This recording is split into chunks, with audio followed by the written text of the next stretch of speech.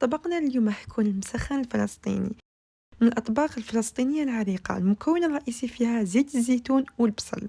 نبداو نحطو كمية لاباس بها تاع زيت الزيتون والبصل، ونزيدو الدجاج، نزيدو 7 بهارات فلفل كحل وشوية تاع الملح، ونزيدو فوقهم مرند والبصل، ومن بعد نزيدو ثاني شوية تاع زيت الزيتون، نخلقو عليه ونخلوه على نار قليلة. ومن بعد كي نشوفو بلي الدجاج طاب ونشوفو بلي طلق كامل المرقة تاعو، نزيدو السماق ونخلطوها ونخلوها تعقد شوية هذيك لاصوص. بعدها بعد ما تعقد لاصوص تاعنا نجيبوها ونكونوا وجدنا الخبز العربي. نديروه في الخبز، نديرو شحال من طبقة، لازم نخلوهم يتشربوا مليح هذاك الزيت وهذيك لاصوص. علاش سموه مسخن؟ لانه كان يبقى الخبز البايت يسخنوه ويضيفوا له زيت الزيتون باش يجي طري. وللأسف الاحتلال الإسرائيلي يحاول يستولي على هذا الطبق لأنه يعتمد على خيرات الأرض الفلسطينية من زيت زيتون وسماق وخبز وغيرها من المكونات. نكملوا الوصفة تاعنا، بعدها نديرو الدجاج والسماق ونخلوه يتحمر من الفوق.